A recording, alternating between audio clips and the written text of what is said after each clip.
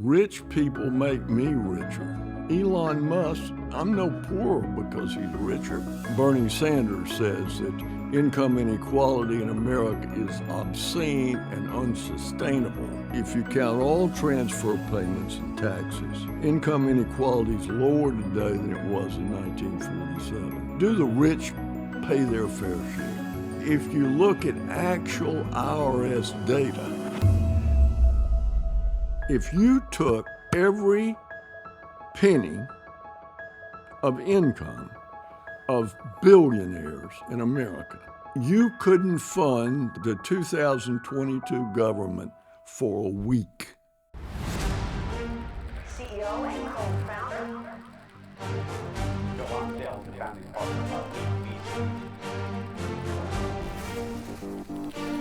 Palantir co-founder Joe Lonsdale. You've heard a lot about the problems of inequality, about the rich getting richer, the poor getting poorer, people suffering in America. Senator Phil Gramm served in D.C. for 25 years. He's an economist. He's an iconoclast. He's a legend from Texas. He and a couple other great economists spent a lot of time on the data, and they wrote a book that challenges conventional wisdom, has a very different view on how people are doing in America. Let's hear from him. You're very respected here in Texas. I've come here the last 5 years, and a lot of people have spoken highly of you, so it's an honor to get to meet you. Well, I appreciate that. My mom will appreciate that. I enjoyed your book. You're clearly an economist. You're interested in data and as well. You wrote a book a couple of years ago called The Myth of American Inequality. Before we jump into that, I want to hear a little bit more about your background in D.C. What brought you to D.C.? I was an academic. I was an economist at Texas A&M for 12 years. But I didn't like what was happening in America in the 1970s. And I got promoted to full professor when I was 30. Wow. And I sort of woke up one morning and realized I was an adult and I didn't like what was happening in our country. Yeah. And so I was doing energy work in Canada and led to a book, The Economics of Mineral Extraction.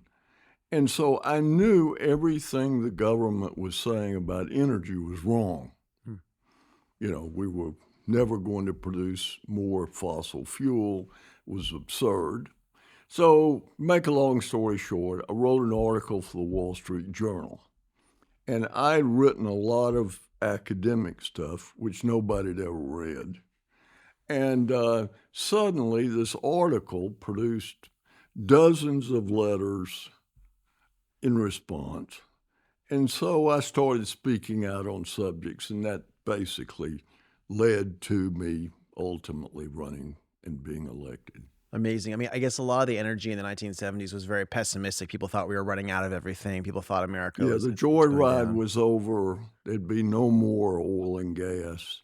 We had to learn to live on less. Well, that wasn't the America that I signed on for. I love it. Well, you're one of the early American optimists who helped turn things around back then. So thank you for that. Let's dive into your book a little bit.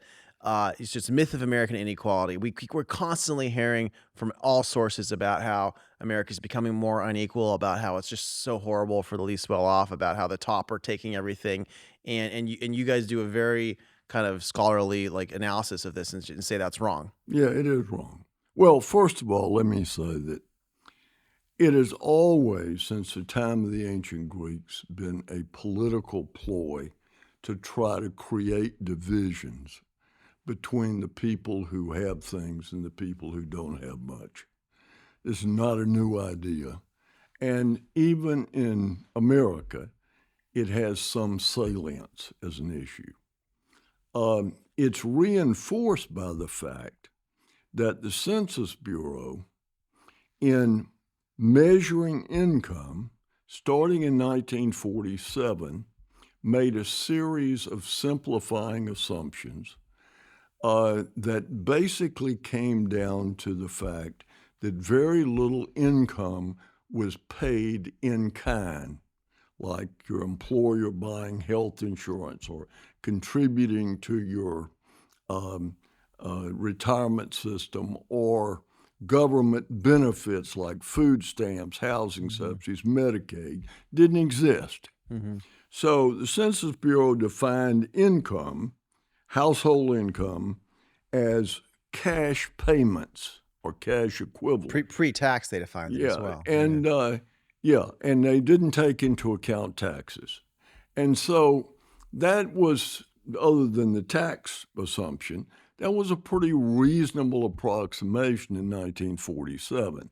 But on dozens of occasions, when the war on poverty started and virtually all of its benefits were paid in kind, they weren't paid in cash, the Census Bureau didn't count any of those benefits as income. So today, in measuring household income, the Census Bureau counts only about a third of all transfer payments as income to the recipients. It doesn't count food stamps. It doesn't count housing subsidies. It doesn't count Medicare. It doesn't take into account taxes. So it doesn't count refundable tax credits where you get a check from the Treasury. So in total, for the people who are classified as being poor in America, 88% of the benefits that they get from the government are not counted as their income. So let me I don't want to bore you to death with figures, but let me just give you two of them. In 1967, when the war on poverty ramped up, counting all transfer payments as income received and all taxes paid as income lost, the average family in the bottom 20% of income earners in America got $9,700 in real purchasing power dollars, adjusted Everything for together, inflation. $9,700. They got $9,700 from the government benefits. Got it. By 2017, 50 years later, that number was approaching $50,000. Wow. Inflation adjusted. Inflation adjusted, so that Wow. in reality, the way we define poverty, if you count all transfer payments and taxes, only about 2% of Americans are poor. And most of those are people that have got a problem, physical problem, mental problem, drug problem, alcohol problem. And so they're not receiving many of the benefits. Also, in terms of income inequality, according to the Census Bureau, in their measurement of household income, the bottom 20%, the top 20% of earners in America have 16.7 times the income of the bottom 20. Yeah, so that's measuring it the wrong way, the way we're told, is 16.7. Yeah, that's not counting taxes. Yep. And the top 20% pay a huge percentage of the taxes. That's not counting 2/3 of all transfer payments. And so when you count all the transfer payments, you count all the income the census doesn't count, and you take into account taxes, the ratio of the top to the bottom is 4-to-1, not 16.7-to-1. And now you can say 4-to-1 is too much. Maybe it is. But it's a completely different debate. And I'll have to say, whether I was at Stanford or Harvard or the University of Chicago, no one has ever said that these numbers are wrong. I think they're probably afraid to get attacked for it, is my guess. Well, no, the best they have been able to do, which is the way I would attack the book academically if I were opposed to it, is to say, well, you can't eat Medicaid. Oh, got it. Well, that's true. You can't eat Medicaid. But for working families who are not much better off than people on welfare in America today, they can't eat Blue Cross Blue Shield either, but they buy it. One other number, where the census says that income inequality is rising. Bernie Sanders says that income inequality in America is obscene and unsustainable. Actually, if you count all transfer payments and taxes, income inequality is lower today than it was in 1947. What was the ratio in 47 between the top and the bottom? Well, it was It's now about 3% less than what it was then. Wow. Now, the and this is important because we're having a real debate in America about the sustainability of democracy and capitalism based on the thesis that income inequality is growing rapidly, when in fact it has declined in the last 50 years. Culturally, why do you think that is? I think the Greek call out you made was very interesting to me. I remember there was something in ancient Greece where they'd choose like the richest person that nobody liked, and they ban them, and they had to banish them and take their stuff for 10 years, right? There was like, that was the thing. Ostracized. The ostracized, and that's where the word ostracized comes from. Look, the in our system, there are a lot of people who are successful that we don't like. There are a lot of people that are successful, and you say, well, I'm as smart as that guy. And to be free and to be prosperous, you got to accept the fact that when you set people free, some people are going to be more successful than others. Yep. I don't have a problem with that. Rich people make me richer. Yep. How Elon Musk, I don't know if he's still the richest man in the world, but I'm no poorer because he's richer. That's I'm true. richer because he's richer. That's I true. have his satellite on my house. Isn't it great? And it's 1/10 as expensive as the internet service I was getting before, and it's twice as good. Amazing. So, yeah, he's richer than me, but I'm richer because he's richer. It doesn't bother me. I think you'll think about inequality in the wrong way. I think you're right. So I've also not as big as Elon, but I've started a bunch of companies as well. And it's funny. I tell my friends, if I were to start another company, that would make inequality go up. But if I were to spend all the money on the beach and go have vacations, that makes inequality go down. So they really think I should be going on vacation more. Is that what they're saying? Right? It's a little interesting. And there's so many things that I know we're going to get into them that are so misleading the way people talk about it. I mean, for example, do the rich pay their fair share? Mm-hmm. Okay, well, if their fair share is everything, no. But if you look at actual IRS data, the tax code is progressive up to about $7.5 million a year. Yep. It rises federal, state, and local taxes to a little over 40%. And then it levels off, and for a very small number of people who earn almost all their income from capital gains and who give vast amounts of money away, it falls into the 30s. Got it. But this idea that the rich don't pay their fair share is a result of a bait and switch. You remember the article that came out on from ProPublica, where they stole the tax returns, remember? Yeah. Well, I looked at those, wrote an article in the Wall Street Journal about it. Apparently, they took the actual taxes paid when they're doing Warren Buffett, a great public benefactor, in my opinion. They took his actual taxes, but they didn't take his actual income. Interesting. They made up an income by saying, what would his income have been if he sold every asset he owned every year and paid taxes on it? Yeah. And on that basis, even President Biden quotes their number, that his taxes would have been very low. It's a fake number saying it's a fake number. It's a saying anything you own should be taxed right away, which wouldn't work for capitalism. This is a big debate going on right now in America, as you have some real extreme radical left people that gave Kamala and Biden this idea that you need to take everyone's wealth exactly where it is and tax them on it unrealized every year, which seems like it would break a huge part of our system. You would destroy capital accumulation and ultimately the prosperity of the country. And you've got Piketty, for example, the French economist. It's French socialist. All of his data is based on, when he's talking about inequality, he doesn't count any transfer payments as income. Crazy. Yeah. And he doesn't take into account taxes on the upper end, and he does the bait and switch on income on the upper end by saying we should count their asset appreciation. Well, that would be equivalent to a normal person.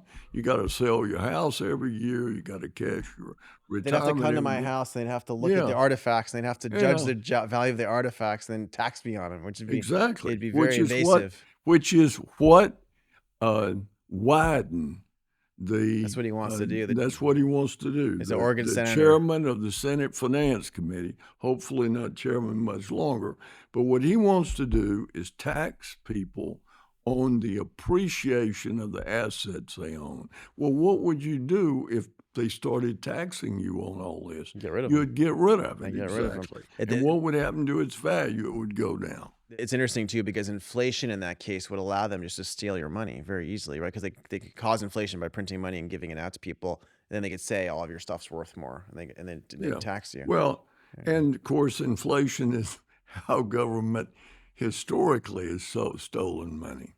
Yeah. But in any case, the book looks at a range of issues, from do the rich pay their fair share? And let me give you one other thing on Warren Buffett. Mm-hmm. You know, one of the criticisms of Buffett by the left is he doesn't pay himself income. Okay, pays himself a modest salary. He doesn't spend any money. He drives a used car, and so they say he's cheating the government. Really? Yeah, That's funny. Well, you ask the question. Well, if his wealth is not, if he's not spending it, what's happening to it? Yeah, what's it actually doing? Well, what is the wealth doing? It is invested in the future of America. It's making all of us richer. Buffett is a public benefactor. When he dies, and may it be a long time from now, when he dies and the government takes 40% of what he's accumulated and spends it,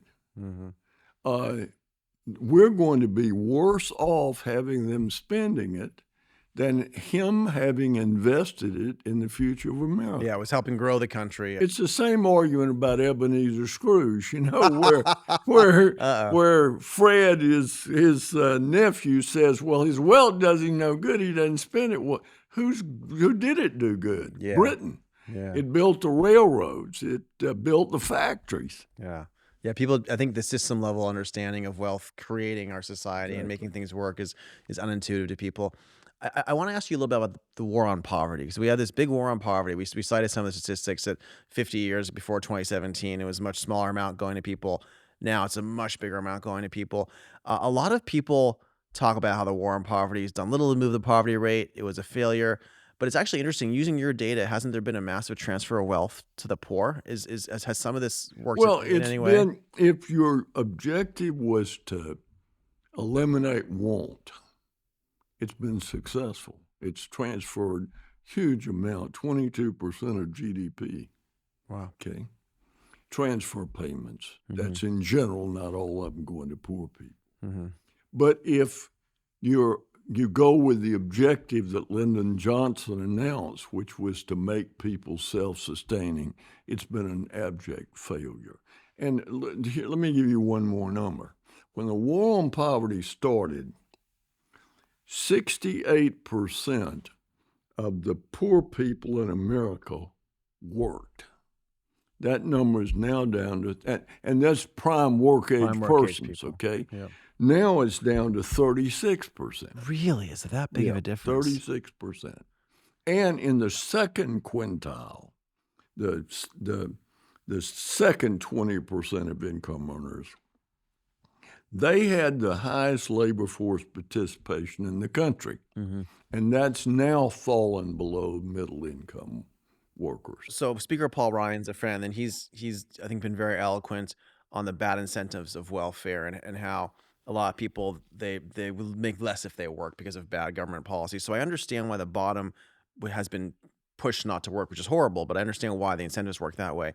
Why would the second to highest people not work as Because much? welfare is now so generous It's so big. Wow. that it's inducing people that are in the second quintile Second to quintile. stop working. And in fact, The reason the labor force participation rate fell during the pandemic, even after the pandemic was over, was the benefits had spilled into the middle class. There's so much free money to everyone. Yeah, basically. so look, it's wasteful of people's lives and their tax money to pay people not to work who could and should work. Yep. But when you get to the point where we're paying middle-income Americans not to work, That's crazy. you're assaulting the very foundations of the country.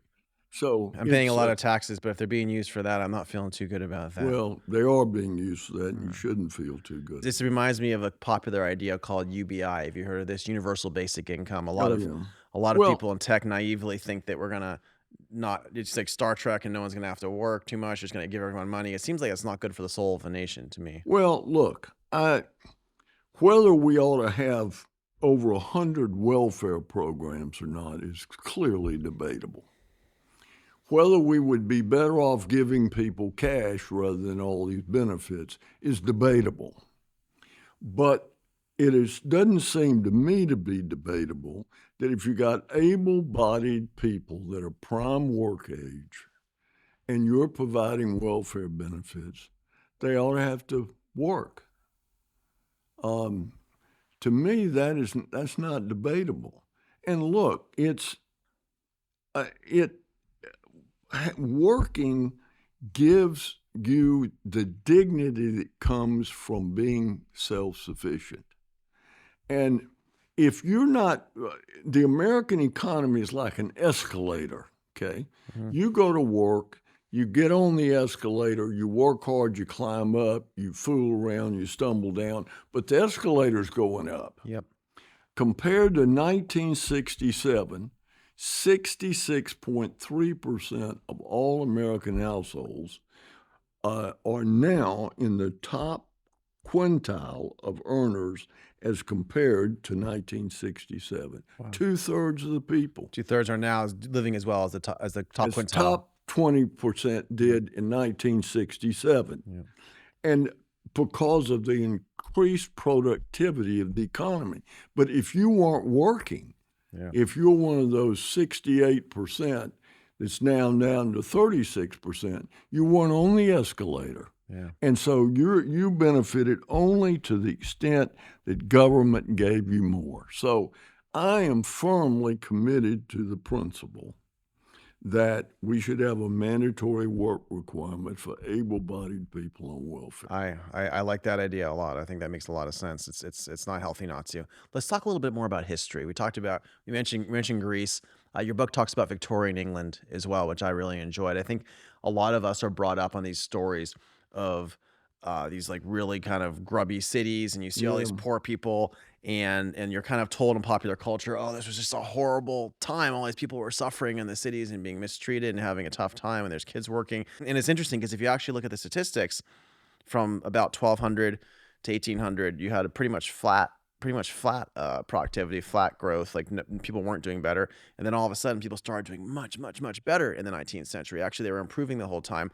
So what's going on there? Why the confusion? Well, in our what's culture? going on there is we had the Enlightenment, which was an intellectual movement that recognized that people should have the right to worship God in their own way. That they should have the right to own their own labor and capital, because in the medieval world, the incentive to work was leached away because of the fealty that people had and the forced sharing they had with the crown, the church, the guild, the city. Yeah.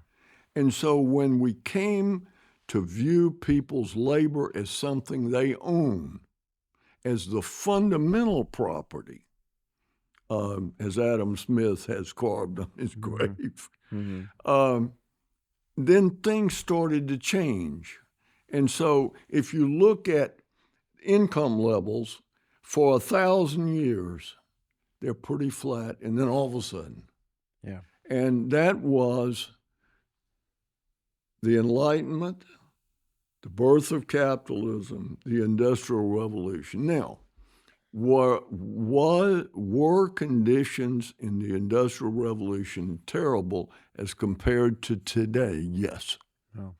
But were they better than any people who had ever lived on the face of the earth had experienced? Yes. I think this is the confusion. I think one point in your book you mentioned when people thought of country life, if they were like high class, they think of the manor houses and they think of these really Yeah. nice, beautiful places. But actually, there were people suffering and living really badly in the country. So that when you brought it to the city, you all of a sudden saw it and you didn't And see it they before. chose to come to the city. They saw opportunity and freedom in the city, and they found both.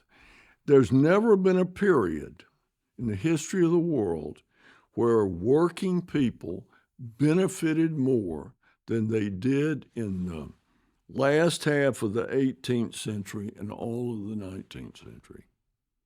And a lot of the literature you read about how terrible it was from the landed gentry who were losing workers Interesting. and who were in a political battle with people living in the city over the corn laws. And the corn laws in England were laws that limited the import of food products and grains. This is And this is cronyism to try to keep Yeah, the and prices so high. what happened is when the cities became more politically powerful, they forced the parliament to repeal the corn laws. Wow. And the living standards exploded. Yeah. And much of this literature was sort of there trying to discredit the new industrial revolution. So and don't forget that in economics you have creative destruction. Mm-hmm. When new industries come, they kill off old industries. So, if I'm a landed aristocrat and I've got the parliamentarian really works for me, and then suddenly you've got industrialization and you've got all my workers going to the cities and land values are falling, I'm unhappy. You're trying to stop it. I try to stop it. This is why, as a tech guy myself, we had to get involved in government because the old businesses try to stop us from disrupting them. Exactly. And the biggest difference between America and Europe today is we allow creative destruction. They try to impede it. That's very I well see said. every day, I still work. I lie and tell people I have a young wife wants money, would put me in a nursing home if I quit working. But I work because I like working.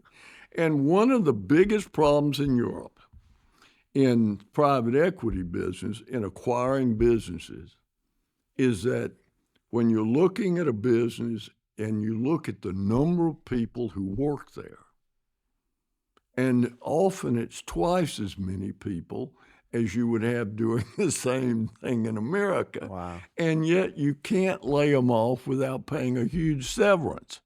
So you can't, it's sort of like if the body can't throw off old cells, it can't build new cells. I grew up upper middle class, and my father was helping some companies do something in France at one point.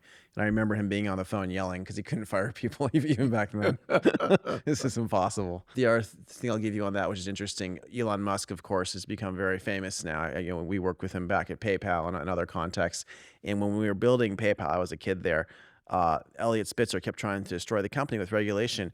And he came very close to doing so. And in Europe, there actually were companies that were destroyed by the regulators. So it's funny, like we actually have our Elon Musk, thanks to the America not quite being able to stop us. Whereas in Europe, I feel like they did Well, the stop him. first place I ran into anything similar to that was in China, interestingly enough, where that was the first place you ever could, hold a card up to something and have it register. And Oh, wow. they were way ahead. Of course, we have blown past them now. Freedom works.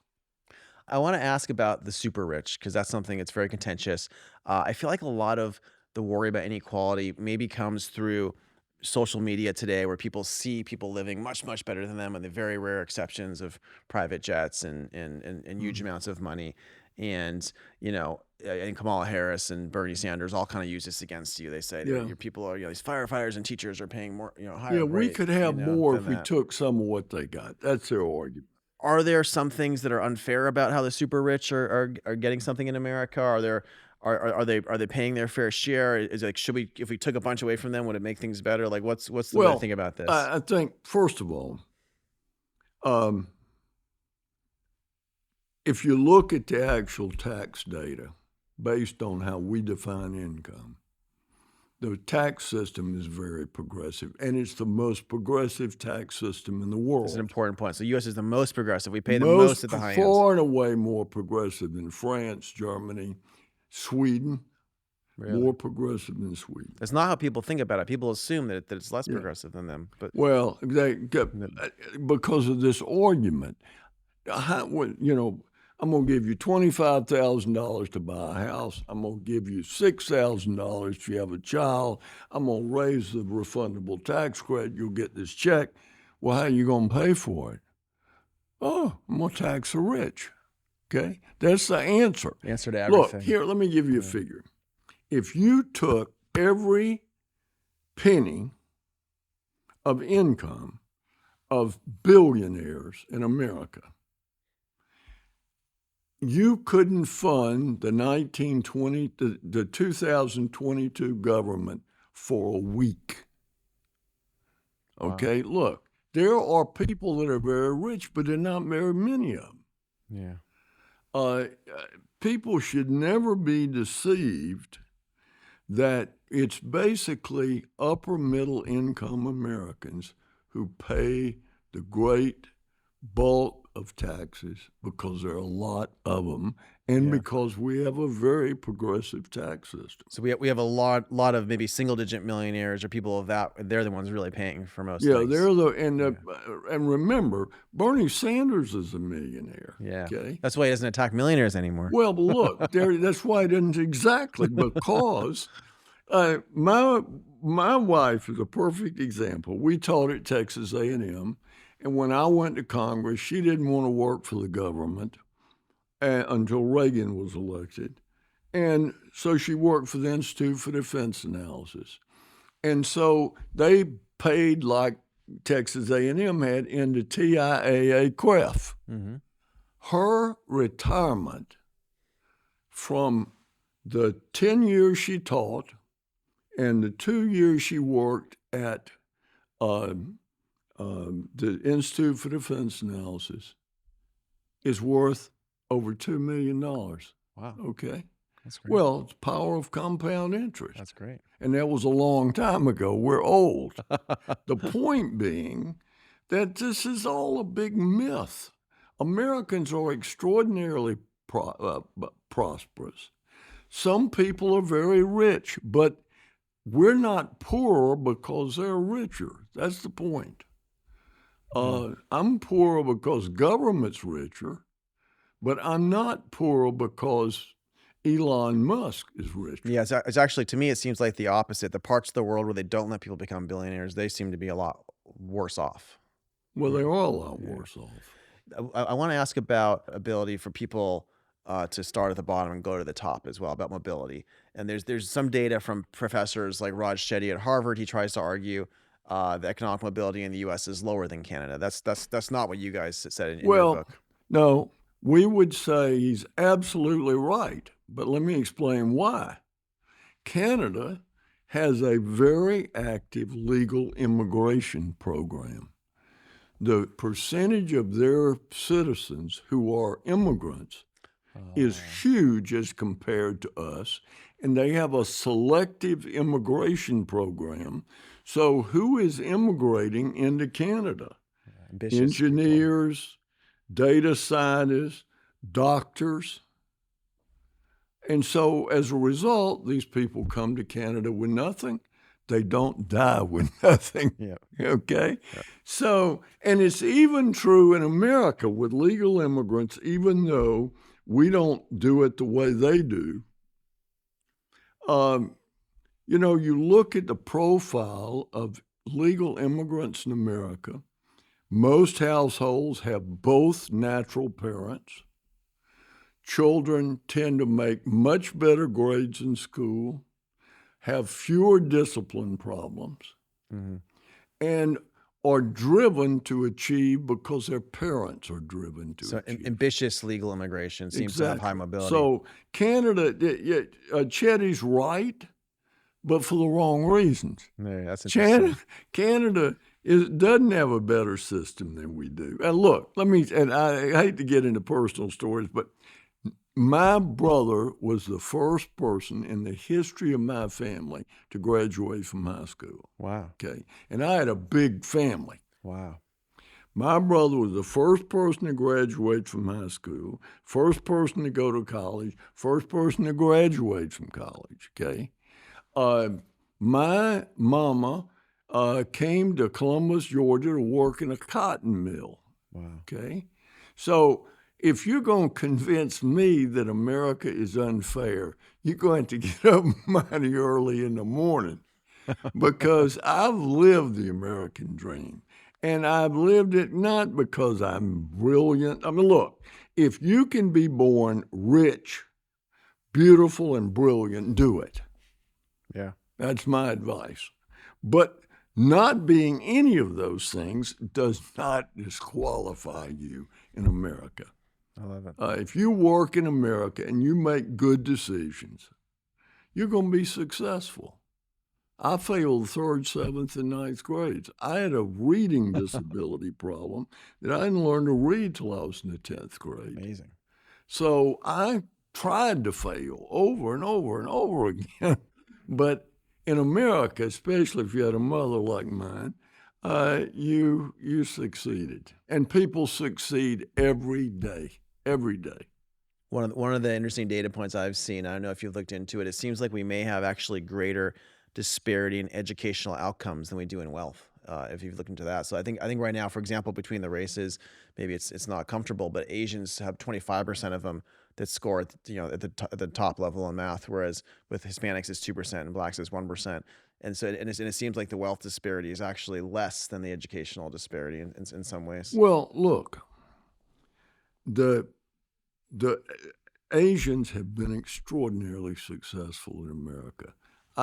If you've got children in school, as they get to the point where you start having list of who the superlative students are, you're going to find massive numbers of Asian names on those lists. Ted Cruz and I had some competition from those people. Why?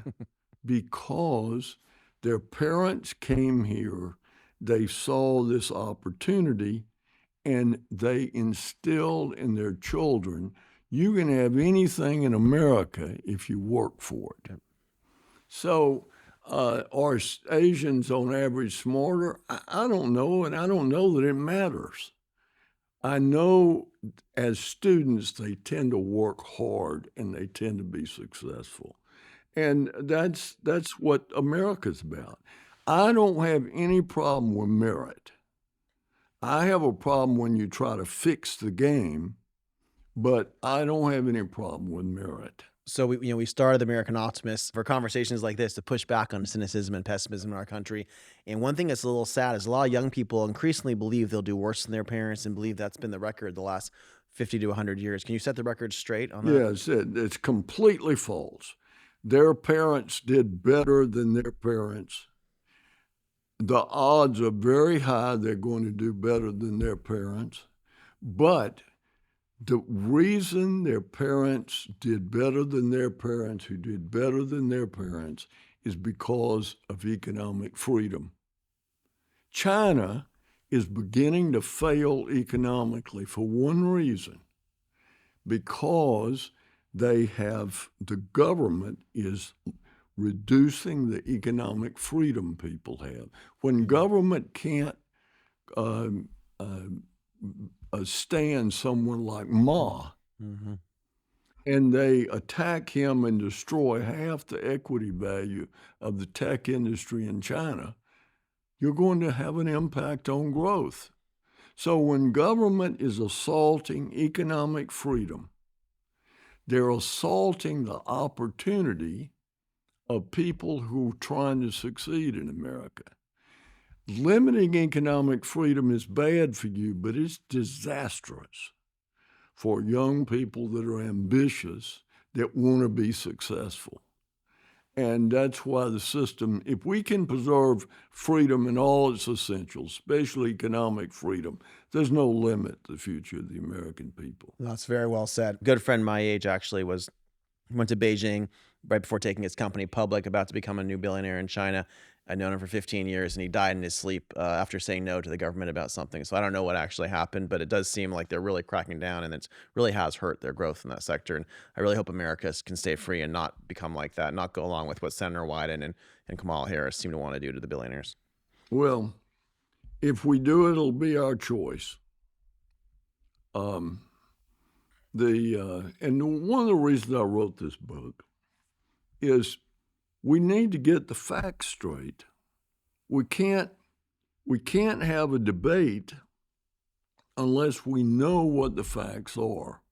And one of my great frustrations, having been in government for 25 years, is that, and I'm not trying to toot my own horn, I'm just telling the truth. I never knowingly, in 25 years in public office, said something that I knew wasn't true. Okay, now I'm sure I said a lot of things that weren't true, but I didn't know it, okay? Yep. Now, routinely, politicians say things that are verifiably false. Yeah. If I had made a statement about some economic fact that was wrong, the media would have jumped down my throat, and I knew it. And now they let both sides get, well, one side more than the others, but both sides, depending on the media source. And that's very harmful to the system. When somebody says something that's wrong, the facts need to be corrected. Well, I'm a fan of the facts. Senator Phil Gramm, The Myth of American Inequality. If you hadn't read that book, look, I've given the royalties away. If you hadn't, the book's out in paperback. Wall Street Journal rated it one of the top books of the year. Won the Hayek Prize, $50,000. Congratulations. I'm a huge Thank fan you. of Hayek. That's a cool prize to win. I love it. If you haven't read this book, and you believe in freedom, you need to read the book so you know the facts. Then you make up your own mind. Well, thank you for being an American patriot and a fighter for freedom. It's great to have you on. Thank you, Joe. I appreciate it.